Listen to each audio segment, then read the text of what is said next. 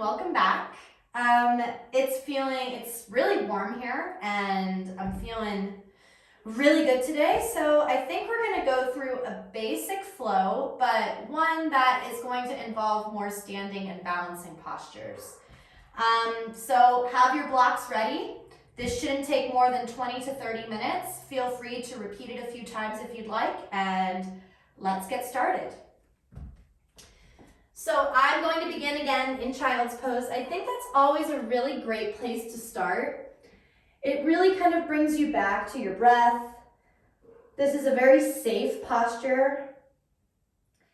It kind of really increases your serotonin levels and brings you back to a place of solitude, a sense of calm. You can really just kind of relax into this posture. So being here, allowing your head to be supported by the mat underneath you, maybe even a block under the forehead. You can also place a block under your hips if you'd like to add some extra support there. Just try to take a few moments and really become present. Take stock of what you're feeling physically. Do your best to remove any sort of outside energy. And just focus on how you're feeling presently. So whatever things occurred before you stepped on your mat, before you started this video, just allow yourself to press pause. Take a moment to just escape. To put all of that aside, it will be waiting for you when this practice is over. So really invest yourself in being fully present in this time.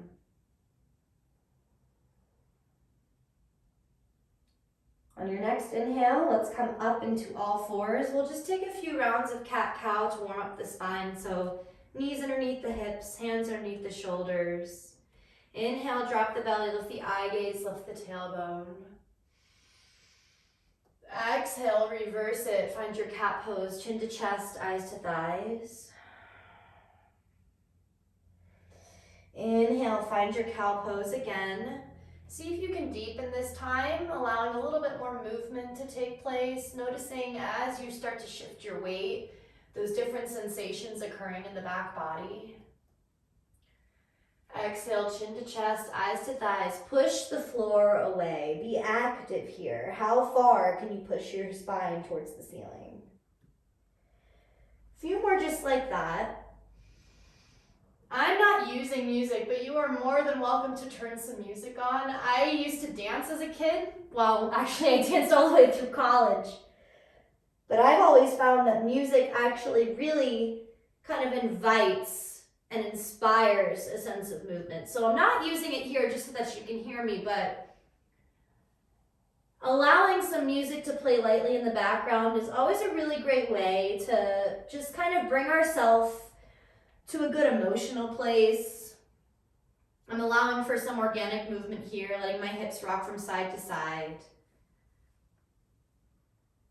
I'm going to shift my weight forward. I'm going to start to tuck my tailbone slightly just so that I feel my abdominal wall begin to awaken.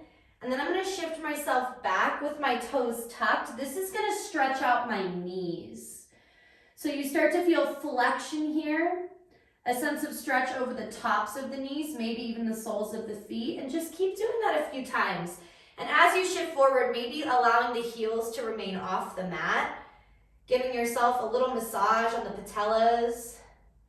Again, tucking those toes, shifting back. Push the hands into the floor. The more that you push, the greater pressure you'll feel in your toes, the greater flexion you'll feel through the knees. And coming back to center. Let's do a little core cultivation. So my right hand is going to remain down. My left arm is going to reach forward. My right leg is going to reach back. Take an inhale here. As you exhale, elbow to knee. Inhale, stretch it out. Exhale, elbow to knee. Inhale, stretch it back out. Exhale, elbow to knee, and pause. See if you can grab onto the shin and pull the knee closer to the chest. If you want to go a little further, Maybe try to get the forehead to touch the knee. This is a balancing posture, so if you're wobbling, that's okay. Inhale, reach it back out one more time. Exhale, press the left hand down, and I'm just gonna take a few little range of motion semicircles with my right leg. So I'm starting to feel the hip wake up. As I'm taking my leg up and around, I'm allowing for some inward rotation, maybe some outward rotation. I'm gonna bend my knee, extend it, get the hamstring working. And then I'm gonna sit back, take a child's pose just to reset and kind of get a sense of what I'm feeling on either side. Coming back through the center, we'll take the other side. A little core cultivation just to warm up. So this time, left hand is down, right arm reaches forward. Now, before you take your left leg back, just really notice how much pressure you have to place into your left hand to keep your shoulders in line. Be careful that you're not sinking into this left side. Push into the floor with that hand so that you pull weight out of the joint and are using the abdominal system as well as the opposite leg to keep you balanced. Inhale here. Exhale, elbow to knee. Inhale, reaches out. Exhale, elbow to knee. Now, every time you reach out, think about lengthening. Somebody pulling your foot behind you, pulling your arm in front of you. All at the same time, pressing equally into the left hand, into the right knee to use the abdominals. Exhale, elbow to knee. Grab onto the shin if you can. Pull the knee into the chest. Try to get your forehead or nose to knee. Inhale, reaches back out. Place the right hand down and just take that left leg up and around. Drawing some circles with the toes and the hips. You can bend the knee. So this doesn't have to be just with a straight leg. Think about dancing lion, but just with one leg. Finding lots of range of motion through the hip joint. Sit your hips back, child's pose one more time. Take a moment. Maybe this time allowing the knees to touch so that you get a greater stretch along the sacrum. Big breath here. Exhale, let it go. Again like that. Exhale, let it go. Come forward, all fours. Walk your hands closer to your knees. Tuck your toes. Lift up through the knees and see if you can press your heels towards the floor while gliding your hands towards your feet. So we're going to bypass turbo dog and downward facing dog, and we're going to come into this ragdoll shape. So I'm going to grab onto either elbow, and I'm going to use the weight of my elbows and my head to try to lengthen my spine. So remember that your knees need to remain bent. No matter how flexible you are, I think it's super important to say that whenever you're warming up through a practice, you want to go gently. It doesn't matter how advanced you are. Your body needs a second to kind of turn on, allow those muscles to activate and work together. Shake your head yes, shake it no. And let's find a little twist here. So I'm going to take my left hand down and I'm actually going to grab a block and move to the center of the mat so that you can see a little better. So your block has 3 heights. I'm going to use this one. I'm going to take my hand on the block. It's in the center. I'm going to try to keep my hips square. So be mindful that you don't want to allow your hips to sway from side to side. You really want to try to keep them centered with that block right underneath your belly button. Now you can bend into this left knee and that'll allow for a deeper twist. All the while I'm thinking about pressing equally into both feet. If you want to go a little further, maybe you straighten that left leg. Immediately you should feel this twist taking place in the side body. Exhale, let it go. Maybe even allowing that head to rest on the block. Sometimes it feels really good in the back of the neck just to find some support through the crown of the head. And then we'll take it to the other side. So again, the block right underneath the face, right in line with your belly button. Hand is pressing down. You can bend into one knee, but just be mindful that you don't let your hips twist too much. You really want to find these hips as square as you can towards the floor. Now I'm using my hand into the block to press, and that action of pressing is what's twisting my shoulders. So notice that as I'm twisting, I'm not taking my hips with me. If my hips stay square and my body twists, I'm really finding this twist through this thoracic spine versus the lumbar spine and into this hip. So be really intentional about where this twist is coming from. You might not go as far as you want, that's okay. As you exhale, let it go. Again, allow the head to rest on the block. Maybe you just bend your knees, let your hands rest, let your thighs support your belly. Remove the block. Find Padahastasana. Hands underneath the toes. Palms are underneath the soles of the feet. Shake your head yes. Shake it no. Do your best to keep your chest attached to your thighs. Shift your weight into your toes. And maybe even try to think about pressing one toe into your wrist at a time, just giving your arms, hands a little bit of a stretch there, a little bit of a massage. As you can, see if you can start to straighten the legs. This is doing just as much for the hamstrings as it is for the low back and the upper spine. So use the hands pressing into the feet. Think about feet pressing down, hands pulling up, and notice what that does to the back body. Take a deep breath here. Exhale, let it go. One more time. Maybe finding a little halfway lift here, allowing the elbows to rotate forward, maybe inwardly rotating them. And then exhale, let it go. Release the hands and then walk them forward. Let's find our first downward facing dog. So we're getting right into it here. Now your weight is going to start to shift back. We've come from our weight being primarily on the feet to now 80% hopefully in the feet and 20% coming from the hands. So push into the fingertips, tent the palms. I'll move a block so you can see. My hands aren't completely flat on the mat. Now if they are, that's fine. But if you're noticing tension in your wrists, pull your fingers and kind of tent them like spiders and then push into the pads of the fingers. Lift the hips up and see if that reduces the tension from the wrists. Walk out your dog, bend it into one knee and then the other. We're just going to take a simple flow to go into a standing series, working on balance and posture here. So big toes are going to come to touch. I'm going to reach my right leg all the way up. I'm going to bend the knee, open the hip, and then allow that leg to straighten. You can draw some big circles here. Or maybe keep that leg elevated, just finding some length in your left hamstring. As you exhale, step the foot between the hands and focus on trying to straighten both legs. So we're in pyramid pose. Your blocks are there if you need. Inhale, find some length. Can you pull that right hip back?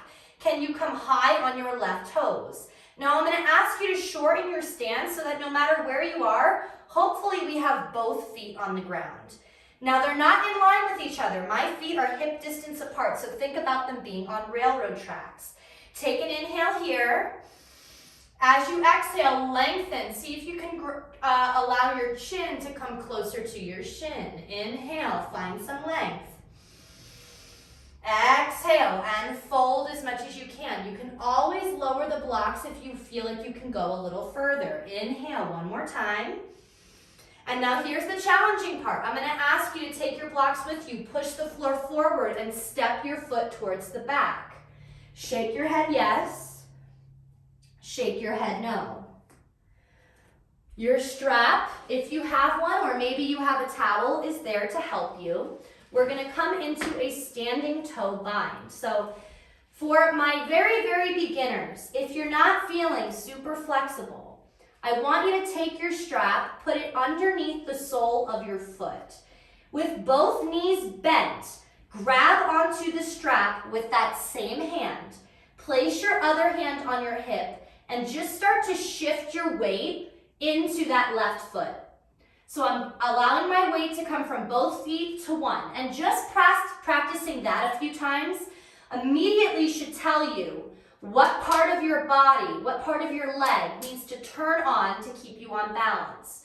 From there, keep your left knee bent and slowly rise up. Try to focus on one point in front of you. Your leg does not need to be high for this pose to work. So you could literally have your leg right down here. If that's where you are, guess what? That's cool. This is all about finding some balance on your left side. If you want to go a little further, you shorten the grip on the strap. If you want to even go further, maybe remove the strap altogether and try to grab onto the sole of your foot. Now, your spine can remain rounded, or you can grab a peace finger grip and see if you can come up with a straight spine. Being down here is really going to work your hamstring. You should feel this turn on. Try not to lock out the knee joint. So hug muscle to bone or find some softness in that knee to protect through the knee joint. Take an inhale. Maybe you come up with hands on the hips, just finding this balance here. That left leg is probably shaking. It's probably burning. Mine is. Take an inhale. And I want you to sit down, Utkatasana. So that left leg is still on fire, but now we're helping it out with the right. Take an inhale again. Exhale, see if you can sit a little lower. One more time, inhale. Exhale, sit a little lower. Place the hands down onto blocks and find a forward fold. Shake your head yes. Shake your head no. Round all the way up through the spine, reach the arms out and up. Words are sometimes hard. Find your mountain pose. I'm bringing my thumbs to my third eye center. Somehow this contact of the thumbs to the forehead brings me personally a lot of focus. So give it a try, see how it feels. Your third eye center signifies intuition. So right now, I want you to ask yourself, intuitively, how do I feel? What am I feeling? Where does my body want to go? What do I need? Sit back into chair pose one more time, Utkatasana. And then keep the bend in the knees. Place the hands on some blocks. Maybe walk the blocks forward. And we're gonna find a floating table, but with our hands on some blocks. Now, you don't need the blocks, but I think what this does is it really activates the quadriceps as well as the abdominal system. Push into the blocks. Notice that as I push, I can puff up through my upper spine. As I'm puffing up through my upper spine, I feel my abdominals wake up. Come into downward facing dog with the blocks. That should feel so nice. If you'd like, you can remove the blocks. Maybe keep your hands there if it feels good. Coming into our first vinyasa, shift forward, high plank. Readjust if you need. Exhale, chaturanga. You can always drop to your knees. Inhale, upward facing dog. And exhale, downward facing dog. Doing all of that on the other side. Take the left leg up. Bend the knee, open the hip. Maybe keep the leg straight and work on some length through the hamstring. So finding those pinky toes of the left leg facing the floor. Maybe you're gonna draw some circles, finding some movement and mobility in the hip. Reach the leg up. As you exhale, step the foot forward between the hands. Do your best to keep both legs straight. Narrow your stance if you have to. So we're gonna come up, inhale, halfway lift. Exhale as you fold. Now, if you're having trouble getting this back heel to touch the floor, turn it out to 45 degrees. There's no shame, there's no harm in it. The goal here is to find both hips square. So if you're not able to find both hips square with two heels on the floor, then modify so that you can be there. Sometimes that means coming a little higher up on the blocks. Inhale here. Exhale, think chin to shin. Inhale to find length. Exhale, chin to shin. Shift your weight forward into those front toes. Pull the left hip back, send the right hip forward. Use your blocks, take them with you. Push into the blocks, step your foot to meet your opposite at the back of the mat. Now, my arms are still extended slightly forward. This is opening up my chest, so just allow your head to hang here. You don't need your hands on blocks for that to work. You can bend your knees and really just crawl the fingertips out, but we're trying to lengthen through the sides of the body.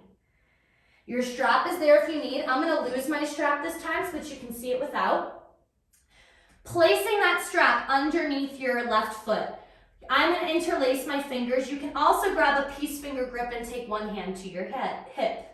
With both of my hands at my foot, I'm going to push into my right and shift my weight over.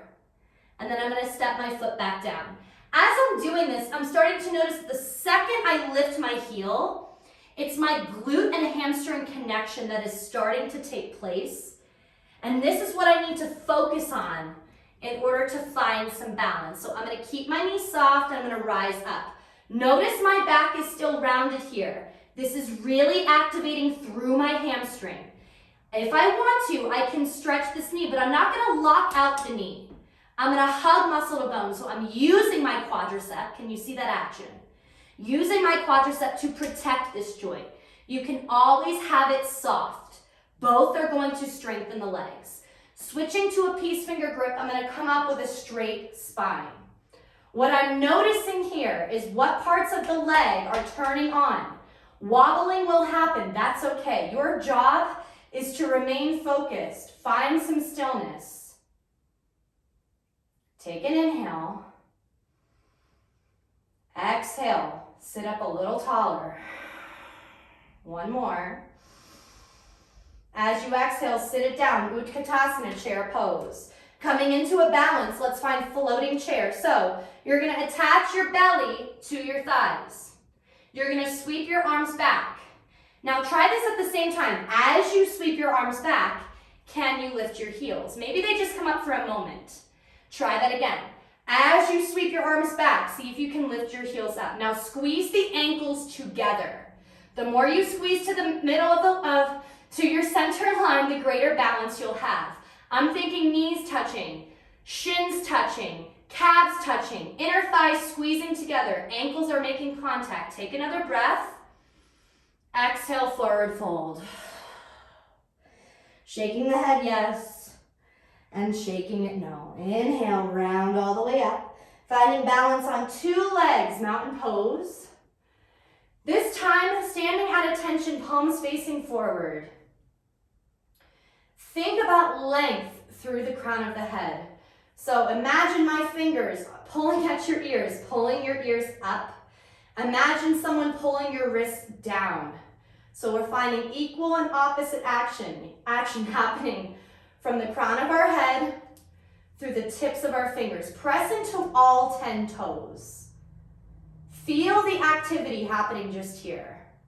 What you're seeing is stillness. What you're feeling is lots of vibration within the body in order for that stillness to happen. Place one hand to your heart and one hand to your belly. Exhale, let it go. Even in stillness, there is so much happening. One more breath. Exhale, let it go.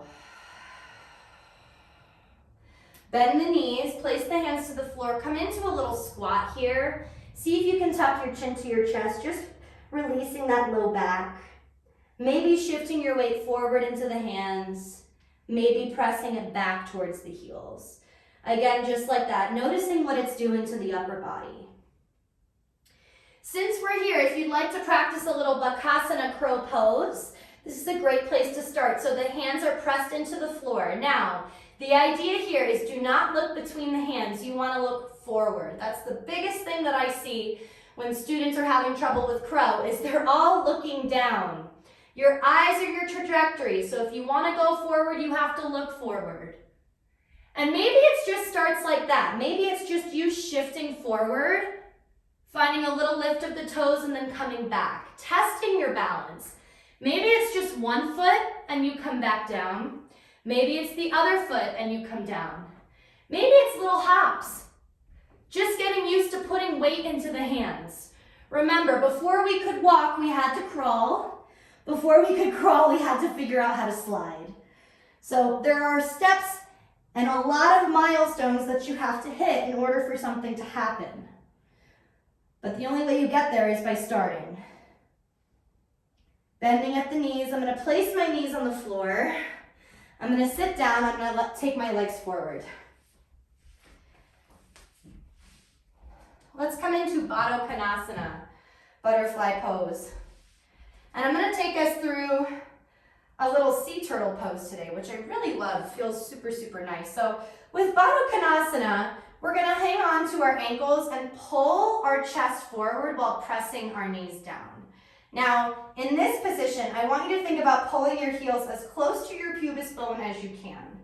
Just find some length here. Notice the tension taking place between the ankles and the hands.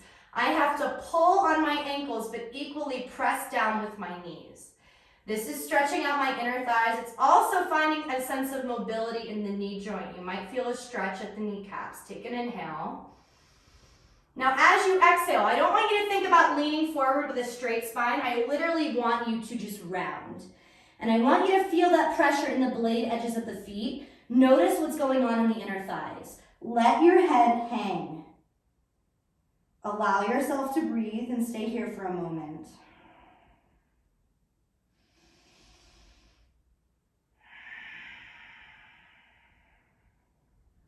Taking the feet a little farther forward, so we're really coming into a larger diamond shape here. With the soles of the feet pressing together, you might notice that they separate more. That's okay. We're gonna lean forward as far as we can, eventually maybe allowing the crown of the head to be resting between the soles of the feet. This is going from feeling this in my inner thighs to now I'm feeling this in my outer thighs. So my abductor area. Adductors, anything that adds something towards the midline of your body. Abductors are what is on the outside, something that helps you take movement away from the body. So this is for the abductors. You might also feel this towards the back, maybe even towards the backs of the knees. Let yourself really round here. Chin to chest. I'm literally staring in between my legs. If you want to go a little further, you can find your arms underneath your knees. Now, you might just be right here, and that's okay. What this is doing is it's pulling the scapula, your shoulder blades, it's pulling them apart. If you can go further, you can allow those elbows, and it does take some maneuvering, so it doesn't always look too nice in the beginning. You can take your elbows underneath your knees. Now, soles of the feet are gonna press together, and you should feel this in the low back. If you wanna go a little further than that, you can open up the legs and maybe think about trying to lift the knees together. So I'm thinking about pressing my big toes into the floor, and that's giving me an even deeper stretch in my back body. Again, sometimes you're just here. And I think something I hear a lot is, can you do something for beginners? But all of this can really just be simplified down. So if you're in a hamstring stretch and you are here, or you're even just here, that's where you are, and that's okay. Yoga is not going to give you really long and flexible hamstrings overnight. A lot of this is about suspending our ego, so detaching our mind from what it looks like, where we think we should be, and allowing ourselves to really just be where we are. Let this practice show you something. Let this practice tell you what you need more of. Use this practice to humble yourself.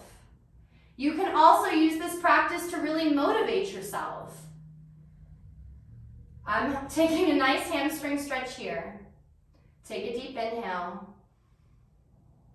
Exhale. I'm going to find myself lying on my back. We did a few standing postures today. We got into the hamstrings, so I kind of just want to give my hips a second. Ooh, that should feel good. This is something I like to do. I call these windshield wipers. And it's literally just allowing your knees to fall from side to side. And you'll notice that on one side I have a little bit more depth than the other, and that's okay. Remember that your body is not meant to be perfectly symmetrical. We are always going to have one side that's a little bit more dominant, one that's a little stronger, one that's a little bit more flexible.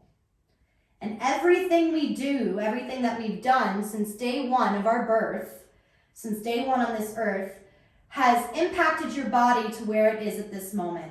Just to kind of get into the low back, I want you to be able to feel this. We're going to fire up through the multifidus. So that's a muscle at the low back. So What I'm gonna do is I'm not gonna lift my hips too high. I'm literally gonna think about keeping my hips square to the floor. So I'm not tilting or arching my back. I'm literally just gonna press into my feet and let my hips hover. There's really not a lot of space between my butt and the floor, and that's okay. The second I do that, if I can, I'm gonna slide a finger or maybe a few fingers towards my low back, and you should feel your low back completely turn on. So use this as a reminder that even when we feel like we are not doing a lot, the body is active. The body is working to keep you safe. Just doing that a few times. Sometimes this is really a great way to relieve any stress in the low back because it fires up the erector spinae and the multifidus, which then can help reduce tension that's taking place. Pull your knees into your chest. Let's find a happy baby, and you can even come, if you're feeling like you need a little help, you can even do a half happy baby, which is what I'll take first. So using a strap around the ankle, you're gonna pull your knee towards your armpit. All the while, you are trying to keep this opposite leg down. So I'm gonna place my hand on my hip and just encourage both shoulders to remain rested on the floor and the sole of this foot to remain facing the ceiling. My knee is bent here. I'm feeling lots of compression in my hip. If I want to come into half straddle, I extend the leg. And again, you have the length of the strap to help you here. So this is not about how deep we can go, but using tools to help us get there. Switching out sides when you're ready. I always love to do half happy baby because I really kind of feel like it invites me to have more awareness about what's going on in my hips. So I know that this side, I'm actually feeling a lot more stability in this hip, and I'm feeling a lot less flexibility in this hip. So doing both sides and splitting them into two really gives us a sense of imbalances. Again, extending that leg if you'd like. And then let's come into full happy baby. So with full happy baby, I'm taking a peace finger grip around my big toes, and I'm pulling my knees towards my armpits. I can also grab the splayed edges of my feet with my hands. My thumbs are facing up.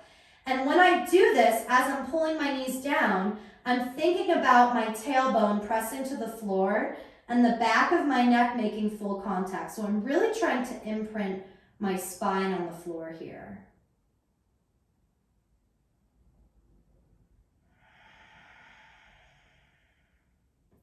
And then I always like to let it go and just kind of see where my legs end up. And then just bring the soles of the feet together, Supta Baddha Konasana. Allow the knees to open wide, maybe take the palms to face up. And just let yourself be here.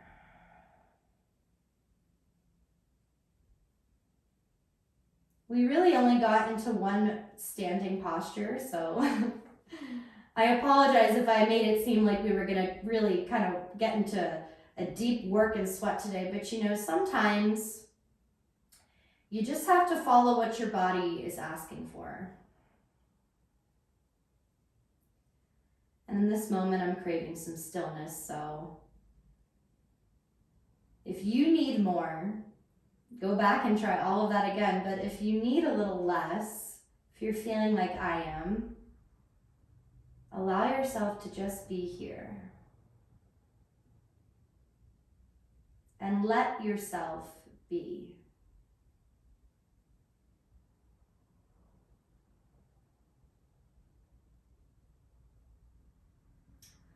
I pulled a card this morning that read, I return to nature to heal. And I think in a very physical sense, when we allow ourselves to disconnect from this sense of human reality of our day-to-day and really sit in nature, the solitude of it all really brings us back to what we are feeling, to what is truly in our heart. But I think something else to consider is when you return to your true nature, So when you find yourself in solitude and you can notice what comes up for you, the thoughts that you have, when you can find who you are, your true nature, I think that's when the greatest healing begins. When you can find your full acceptance of yourself is when your growth and your healing journey happens. From my heart to yours, I say namaste. Thank you, I love you. Tell yourself, thank you, I love you. I'm going to remain here.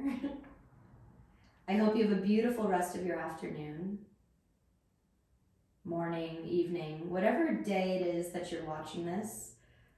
I hope that it is just what you need.